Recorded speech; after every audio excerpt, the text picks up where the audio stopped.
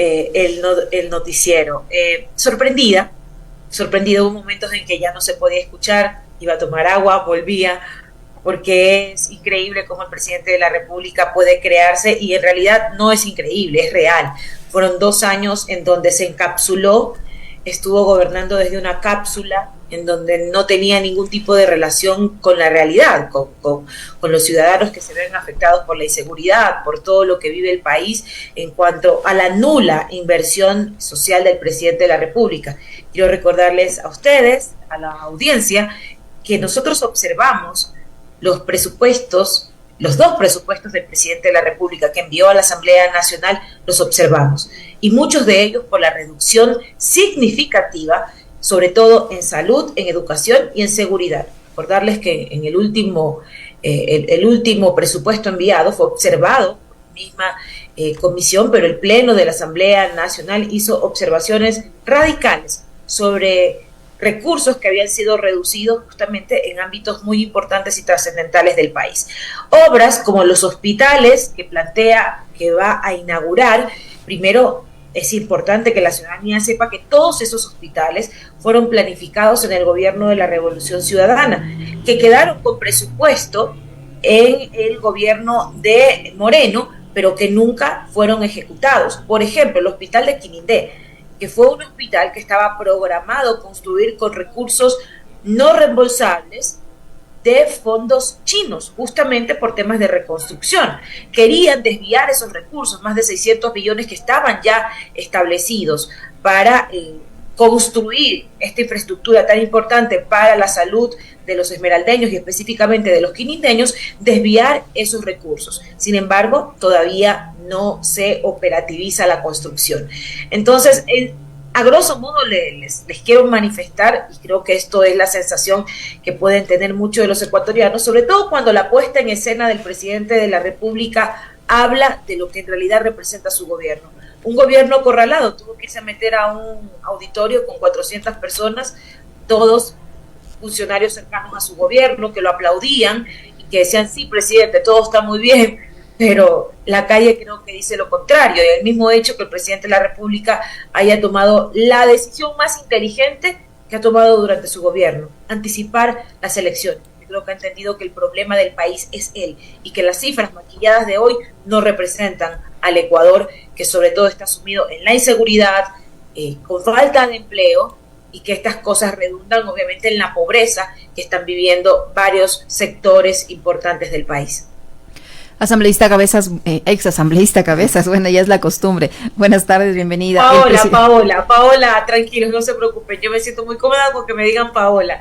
Ya la verdad, lo de asambleísta sabemos que hemos cumplido un rol histórico, ya está. Así que Paola, con mucha confianza. Perfecto, Paola. El presidente de la República ha justificado su decisión de disolver la Asamblea Nacional, dijo que fue lo más acertado que pudo hacer, que esta decisión tiene la aprobación del 80% del pueblo ecuatoriano y que al disolver la Asamblea Nacional pudo poner fin a un proceso que buscaba la cooptación de diversos poderes a través de la Asamblea Nacional, un poco repitiendo este discurso, que se cerró un largo capítulo de desinstitucionalización y abuso de poder, liderado por sectores políticos que se habían trazado como meta la cooptación de todo el Estado.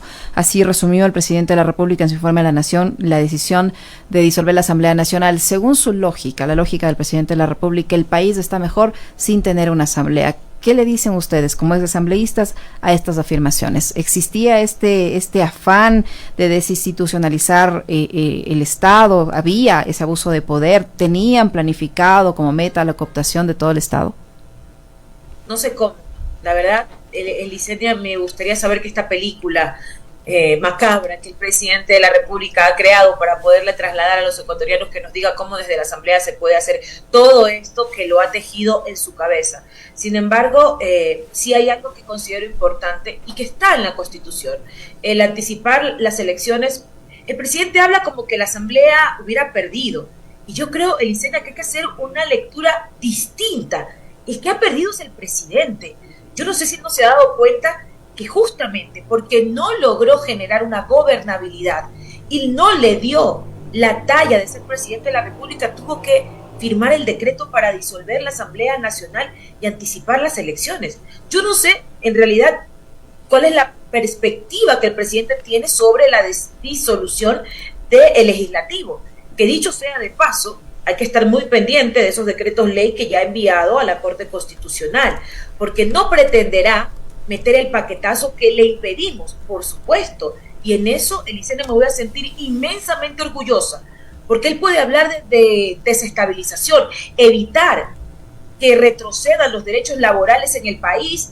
Si él considera que eso es desestabilizar, mire, me siento contenta porque fuimos de la legislatura que le impidió a Guillermo Lasso poder, a través de la Asamblea Nacional, legalizar normas para la precarización laboral. Y en eso hay que estar muy pendientes. Lo otro dependerá de las percepciones y desde dónde se lea, desde qué perspectiva se lea el decreto de muerte cruzada. Yo creería, Elisenda, y esto está completamente claro para el país, que el presidente primero no tenía los votos para poder evitar su destitución y censura. Segundo, entendió que el problema del país es él. Seguramente la Asamblea, como lo dice la Constitución de la República, en una situación de crisis política como esta, lo que corresponde es que se anticipen elecciones, que se vaya el presidente, porque él solo va a quedarse 6 meses, pero eso no implica, presidente, que usted tenga un cheque en blanco para hacer lo que le da la gana. Vamos a estar expectantes de la posición que tenga la Corte Constitucional,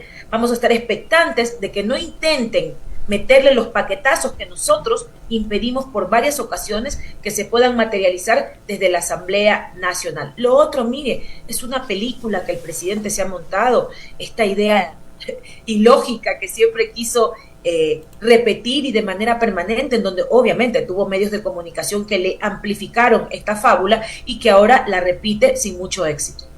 Paola, justamente, ¿cuáles son las perspectivas para estos 6 meses que va a estar al frente del gobierno Guillermo Lasso?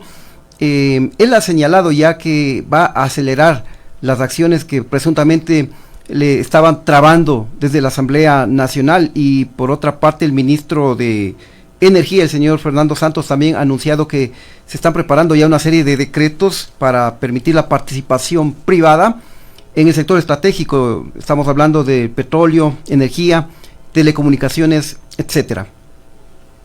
Bueno, se les está haciendo el sueño realidad. El proyecto real del presidente Lasso siempre fue privatizar los sectores estratégicos. El sueño del presidente Lasso siempre fue utilizar la estructura estatal para beneficiar a unos pocos.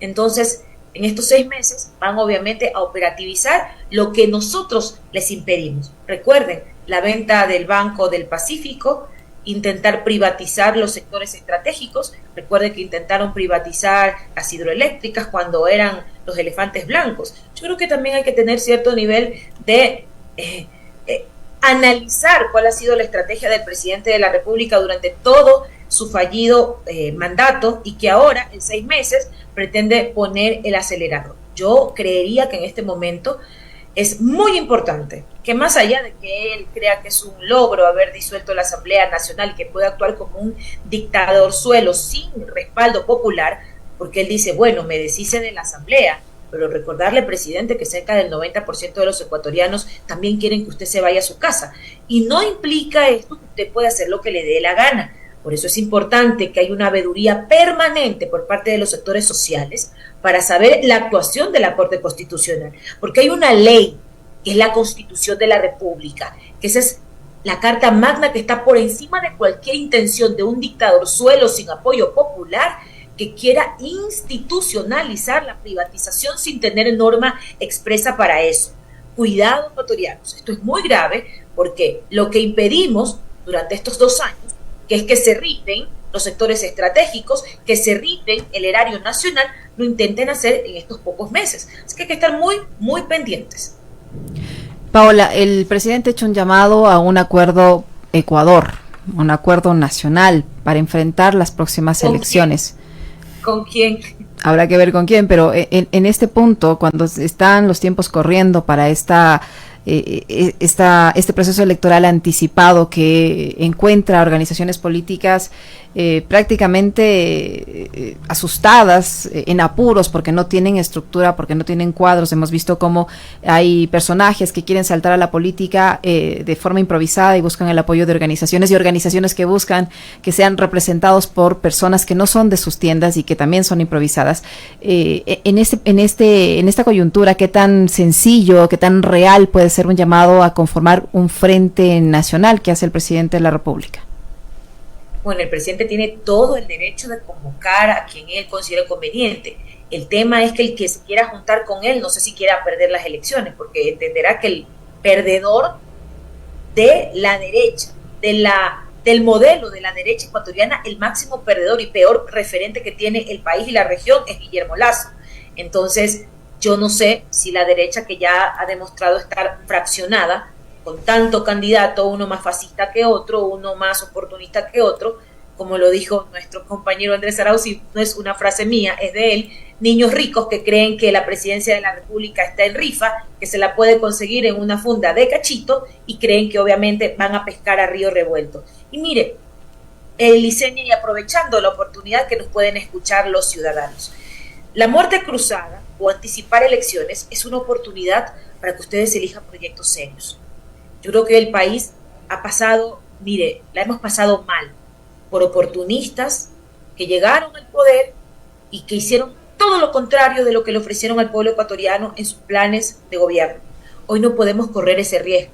Y más allá que el presidente llame a reuniones, no sé quién se quiera reunir con él ya está de salida. Yo creo que el presidente debería ser lo más honesto posible, dejar las cuentas claras y permitir que el gobierno que llegue, que sí, va a ser un gobierno de transición, permita operativizar lo que él ha sido ineficiente, incapaz de hacer durante su gobierno.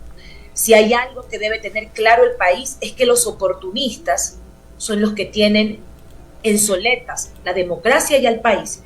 Y si hoy la democracia se fortalece, es con organizaciones y proyectos políticos sólidos, que no hablen de personas, porque aquí mucha de esta gente se venden ellos como salvadores. Yo he venido a salvar. Por ahí apareció el G.I. Joe, por ahí apareció el chico que se fue a estudiar a Harvard y dice, bueno, como la presidencia está vacante, tomo el avión y vengo a ver cómo me va. Así están tomando irresponsablemente la presidencia de la República. Entonces, por supuesto que hay que operativizar un proyecto de país con ideas claras, en donde hayan coincidencias. Por eso nosotros no estamos descartando la posibilidad de abrir un frente con organizaciones sociales, obviamente, donde tengamos coincidencias del país, coincidencias de no rifarse lo público, coincidencias de fortalecer la seguridad y la inversión pública. Pero lo demás, Licenia, son oportunistas que están buscando justamente la vacancia de la presidencia de la República para ver si cuelgan su foto en Carondelet, pero terminan siendo proyectos fallidos para el país. Y esas conversaciones, Paola, esas conversaciones con estos frentes están dando resultados. Le pregunto eso por los tiempos que van corriendo para las próximas elecciones, son tan ajustados. ¿Estas conversaciones para armar este frente están avanzando, son positivas? ¿Qué evaluación tienen de las mismas? ¿Se podrán ya en los próximos días hacer algún tipo de anuncio de los resultados de estas conversaciones con los diferentes grupos con los que ustedes están reuniéndose, por un lado, y por otro, ya han definido quiénes les van a representar tanto en la Asamblea como en la Presidencia y Vicepresidencia de la República, o aún no? Licenia, rápidamente. Hoy justamente la presidenta del movimiento daba a conocer algunos elementos que creo son importantes. Hasta el 27 de mayo tendremos ya el nombre del binomio de la Revolución Ciudadana que nos representará en las próximas elecciones. En cuanto al tema legislativo, si bien el presidente vitalicio de nuestro movimiento, el presidente Rafael, ha dicho que él considera que por el trabajo arduo que realizaron los 47 legisladores que conformamos el bloque UNES, es necesario poder reconocer su trabajo con una reelección, o más que reelección, permitir que se termine el periodo. Se ha establecido un mecanismo de, digamos, evaluación que creo que es justo. Por supuesto, ojalá todas las organizaciones políticas tuvieran primero la transparencia de casa adentro, de decir, bueno, vamos a hacer una evaluación, vamos a mandar a la Asamblea Nacional a los mejores. Y esto no implicaría, ojo, que si se decide hacer algunos cambios, los compañeros que estuvieron con nosotros hasta ahora no sean los cuadros específicos. Yo creo que hay que hacer también una reconfiguración para fortalecer la Asamblea, porque ahora no podemos ser 47. Hay que procurar ser un bloque fuerte, importante, y que con otras fuerzas políticas progresistas, ahora sí, podamos hacer un bloque que permita en este tiempo que requiere el país, un proyecto, en un gobierno de transición, operativizar los temas importantes y fundamentales para el país. Así que, Elisenia, estamos a pocos días de darle a conocer al país esas decisiones. Si bien el Buró Político está en este momento, digamos, de cabeza, trabajando en los temas que tienen que ver con la selección del binomio y de los que estarían liderando las listas de asambleístas a nivel nacional, creo que esto no implica, y lo ha dicho el presidente Correa, lo han dicho varios dirigentes